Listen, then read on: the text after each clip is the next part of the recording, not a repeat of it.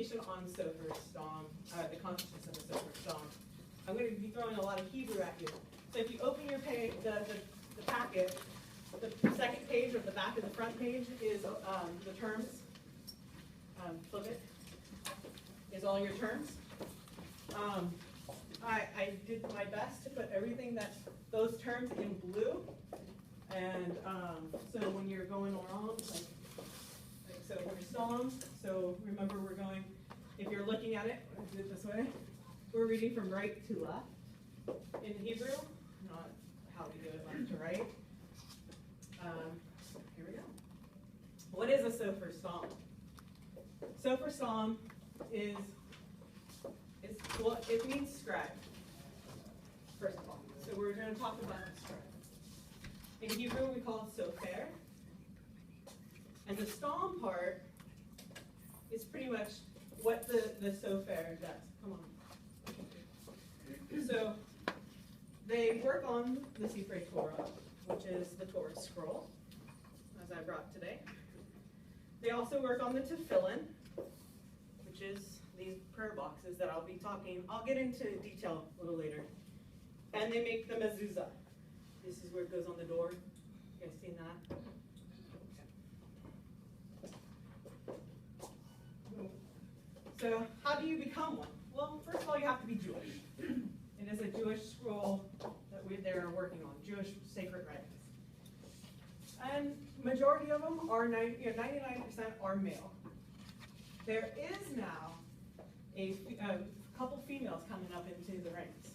And they have to, and this is one, her name is Julie, she actually spent 2 years in San Francisco writing a Torah, Sifrei Torah, so the whole scroll. So you must be a God-fearing, pious person, and a righteous. The Hebrew is Sadiq, it's an upright and pious, yes, Andrew, exactly, righteous person. So that's, all this sentence is in one word in Hebrew. Just going to let you guys see that. Also, you see that I have G/D. If you notice the very first thing I give you on your handout is that in respect of the Creator, in case this PowerPoint gets deleted, I don't want God's name to be deleted. Right? That is something that has been passed down through my teachers, and I'm now going to do it forever, I guess. So that's why you see God with the G/D. There's rigorous studies. So you have to actually find a sofer to study under. So you have to go find somebody and say, hey, can I study under you? A lot of them won't let women do this. So that's why there's 99% male. And there's training, and you have to do hours. You can't just go, all right, I'm going to start writing. Because it's a special way. And as I'm going to show you, it's not just, okay, let me just bust out the 5 books of Moses, right? The Torah. And you have to have dedicated, and you have to be sanctity of the Sifrei. Sifrei Torah, sorry, Sifrei. The E becomes an A here. English, we can't really translate that as well. So as you see, you can't do her, she can't just go off of, I think this is what it means.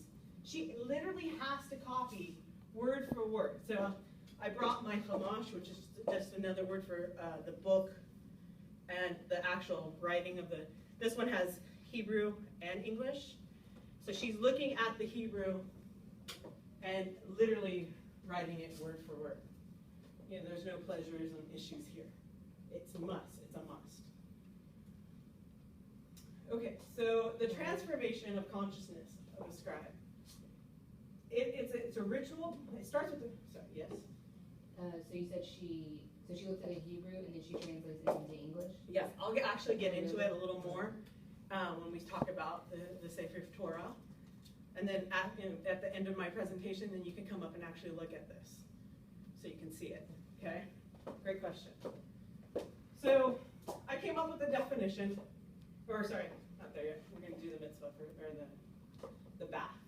So So they have a ritual bath. Now, you're going to look at it, some of you with a Christian background go, that looks like baptism.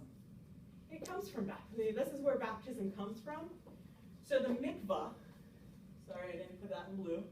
The mikvah is a bath where a sofer stam goes in and says a bracha. Okay? You're not being tested. The Hebrew, it's fun to say it. And in the bracha, and what the bracha is, I'm writing the Torah in the name of its sanctity and the name of God in its sanctity. So they're saying that. They're cleansing themselves so that they can start a brand new scroll. They don't do that every time. When they start on Genesis, when they start a new scroll, that's what they do. Which starts the change of consciousness. This is where we start getting into their mindset of change is changing. So what happens? The bracha is said. This is my definition that I come up with. When saying a bracha, sofers are making themselves open to approach God in a mind and heart set of gratitude. Yeah. I came up with the definition and I'm like, ooh, that's rough. So I'm going to give you a visual aid. So this visual aid, this is the sunset on the Mediterranean that I took last summer. It's beautiful. Actually, can you hit the lights for me? Can you guys see that? Okay, it's a beautiful picture, right? Right. I mean, awe is when I think of it. But it's not exactly what I saw. So in the 21st century, we like to take pictures and then we like to use filters. A blessing is a filter to get to a higher state, to be enlightened with God, to have that gratitude. So, you pick the first filter, right? So I picked Chrome, right? And then I kind of messed with the lighting, and I got this awe. See, we got this nice, the sunset's reflecting. This is what I saw. But I couldn't do it without filters to show you. So the blessing is like a filter. Everybody understand the concept that I'm going? If you're an athlete, it's in the zone. So yeah, you can hit the dice. Thank you. So in Hebrew and in Judaism, there is a name. The first name is Mohim, mind, right? And the first picture, sorry, I'm in the way, that I showed you was that every day, that's what the camera took. That's the snapshot. It's that everyday, I'm just doing routine. I think we talked about it in class the other week that, hey, did I stop at that stop sign? Because that's been such routine, right? We go home the same way that we forget. Did I do that? Because it's that small mind, you just go. With the filter, we have Mohim Degapi, the heightened state. And this is a greater mind so that when the sofer is actually writing, they are in the moment, in every stroke of the pen, the reed, or the quill, because they don't use, and I'll get to that. They're there. Okay. So I thought I'd bring you. We'd try this out, and I brought you what is a traditional blessing when you start something new. And since this is my first time doing this, and your first time seeing this, I thought I would read this to you. If you don't want to partake, you don't have to say it out loud. If you don't want to partake, you can do your own blessing with that suits you, okay? I will read it, I'll attempt to read it in Hebrew for you, and then I'll read it in English, okay? So it says, sorry, there's not a good spot for this. So it says, Baruch atah Adonai, Eloheinu melech ha'olam, shehechianu, v'hi'anu lahazman hazem. Blessed are you, Adonai, our God, source of the universe, who gives us life, who sustains us and allows us to reach this holy moment. And credit it to Rabbi Shula That's 140, HRS 140. You can take it and you can get all this. Also, we're going to be looking at the Torah, so I thought we might as well do the study blessing. Again, if it doesn't feel comfortable for you, don't have to partake, you don't have to read, you can do your own. So it starts off, Baruch atah Adonai, Eloheinu melech ha'olam, asher kitshanu b'mitzvotah, v'tzivanu lahazok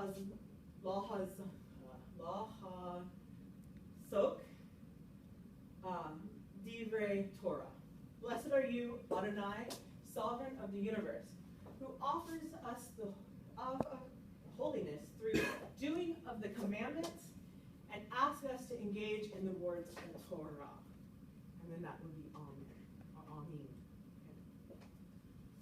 Okay, now we're in that Mohim to Gottlieb, guys, that we've now used the filters to get there. And once you're there, the Sofer Stom, you know, like, what is there, why is it important? And I kind of said, you know, it's important because of the Torah, and the Tefillin, and the Mezuzah. But what are those?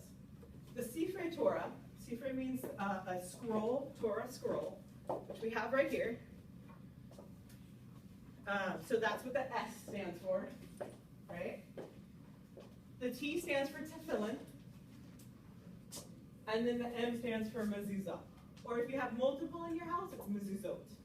That's just a fun fact. And now we have to, like, what does the scribe use? Now we know what he works on. What does he use? So there's tools that are permitted, and there are articles of honor, how do you say that? The first one is kosher parchment paper. Now this Torah is a teaching Torah. It's a paper one. Torah's cost means $60,000 to have one out of parchment. So Rabbi Shula let me borrow her teaching one. But I'm going to pass around this. This is actually parchment, and I will come back and talk about the mezuzah in a minute, and a little later. But this is kosher. This is not in use anymore, because it's a retired mezuzah for teaching purposes. But this is actually a kosher hide parchment paper, and the Sifrei Torah, the Sofer Stom actually wrote this. So I'm going to pass it. Patsy, you can start with it. And just pass it around. So the parchment is what I'm showing you. The quill, it's usually a turkey feather, and this is more Eastern European, Ashkenazic Jews. And the reed is more Sephardic, which is Middle East and lower Mediterranean, in the Mediterranean area. Use a reed.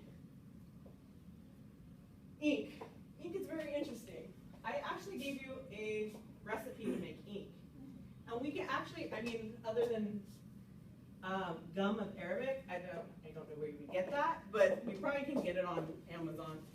But a couple weekends ago, I was up at a Native American event, and oak galls were on the oak trees and on the bottom. And you can make ink with oak galls and with other ingredients. And that is a kosher ink. So there's just a nice pile of it. I tried to crush one up for you guys. There's also, yes? How do they make, kosher, how do they make the parchment kosher?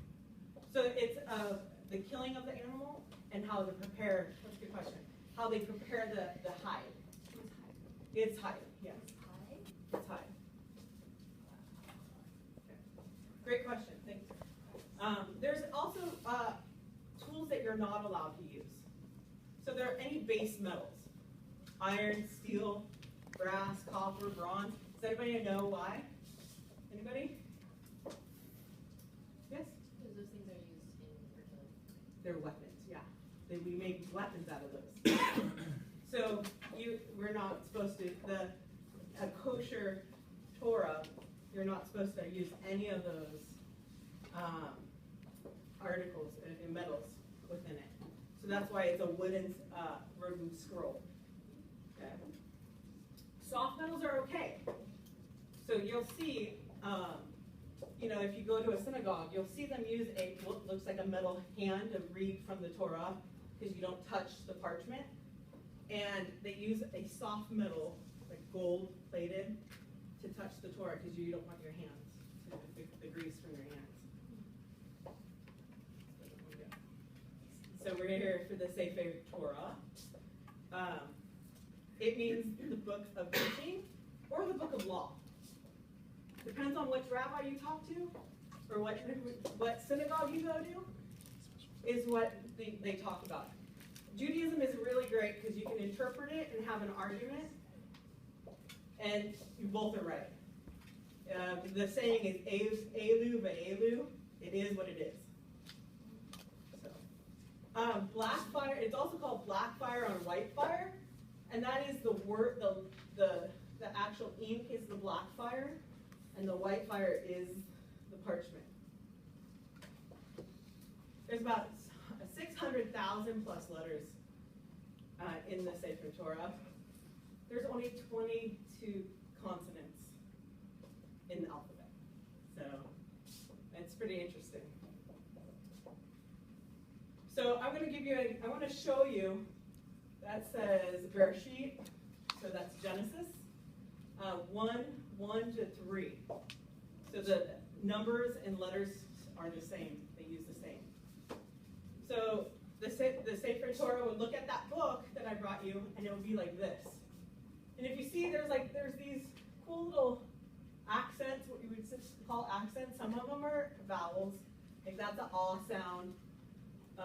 This is also an ah sound. This is an eh sound, right? I don't see a oo. I don't see an a. So that's what they see. So they have vowels. And then they transcribe it to this. You don't see those vowels. You don't see the accents. So they literally, and then when they're writing it, they have to say a blessing for God. Every time they write God's name, they say a blessing. So they're constantly in that mohin negatlu. They're constantly there. So this is what it looks like in English. Right? I challenge somebody.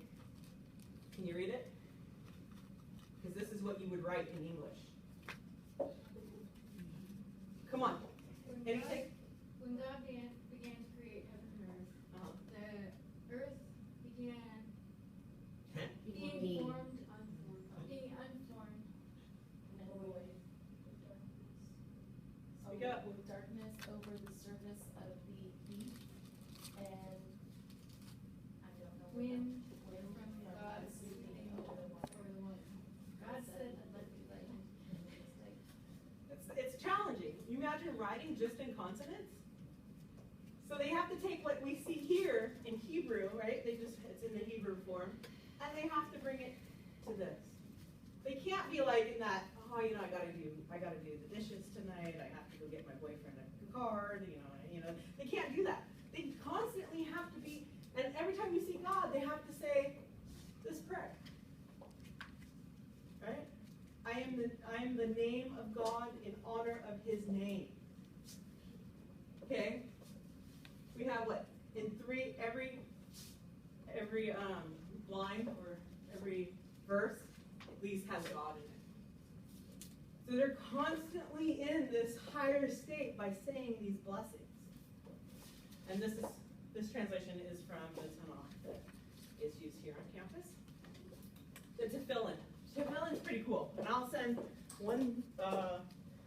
the head side first to you guys, and then you guys can just pass the head and the arm. So this goes, as you see, I put a female and a male on there. This goes on your head like this, right? And let me do this. Because we got these 4 sacred writings within these. There's 2 compartments, and there's 2 of these excerpts of the Torah in it. So here's this one. what is in here? It's in there. So you imagine how small they have to write? These are on loan, so I would open them, but They're on loan. So this is for the arm. This one goes here, on the arm. And this is actually proof text, comes from Deuteronomy. So this is why they have them. Yes? I'm sorry, I can hear. What is the meaning of having this here and one? So within the Torah, it talks about how you're bound with God. Okay? And so So we become holy? it's a prayer. It's for prayer. Every morning you wrap these two fingers and these two fingers. We've seen this before, right? You hold this, right? Spock really made that become popular. There's some rabbis say that it comes from Judaism. And if you guys know Klingon or heard Klingon, you know, it kind of sounds the same, the ha sound. So that's for you, Mike. The mezuzah, or mezuzot if you have multiple in your house. This has, so this is a retired mezuzah, and it has a shin. Shin is one of the letters in the alphabet, one of the 22. And it's some say it stands for the matriarchs, sorry, the patriarchs. Does everybody know who the patriarchs are? Correct. So, and then you'll see on the tefillin there's that four-pronged shin, and that's for the matriarchs, who are Sarah, Rebecca. Sorry, no. I'm sorry? Rachel, and where's her sister? There it is. There it is. So that's why you see four with on the resh. That's the head tefillin. Okay. I'm sorry? We haven't gotten to that part, and you did that one yet? Oh. So what does it mean? It means the doorpost, right? So this is the proof text. This is the proof text of the Passover. You guys know the Exodus story, right? So this comes into Exodus with the Passover. This is a blessing. This has the Shekinah on it, and it's God is one. It's you see it in Mark as well if you're versed in the New Testament. And it's just to remind you of when you walk through the door of what the ancestors, your past. Okay? It also has a Shaddai, meaning Almighty, and that actually, if you notice, there's nothing on the actual animal-looking skin part of it, but there is. Just something a little shiny, right? It says Shaddai, and it means the Almighty, and this actually, if this didn't have a shin on it, right, it would sit facing out towards you. So like the Almighty is always facing you, Almighty God. Right? So it's from Deuteronomy is the proof text, so if you want to go and see it, you can go see the Deuteronomy. And I also have it marked, the purple, if you want to see it after, is marked all the proof texts are marked in my book. So you can read the English. The mezuzah is not placed, this is very important, on the bathroom door. It's defecation, it's not clean, you just don't do that, okay? So, the silver stone, the importance of being in Mohin Nagotlu is that you're writing the Word of God and you're writing the message of God. So you have, in the sacred word, so you always have to be in this filtered or this enlightened state. Okay? I'm going to leave you with a quote that my beloved Rabbi Shula has passed on to me. It's Yeshua, the son of Perhaya, says, find yourself a teacher. You didn't know Rabbi Shula? Here she is. Acquire a friend. That's my sister. And judge all individuals equally. And that's from the Pirkei Avot. So this is a rabbis have come together and talked and made a volume series. So that's from the Mercator book. And shalom, peace be with you guys. So that's the end of the PowerPoint. I really would like you guys to come up and actually see. It's small, but and it's an old Torah. You can see it's been repaired. But I would love you guys to come see the actual writing. And I rolled it to the 10 Commandments. And the English is here, and the Hebrew is here too. So you can see both of them. And then, I don't know if you want to try on the tefillin. You can put it on your head. I don't know if anybody has tried. But yeah, please, feel free.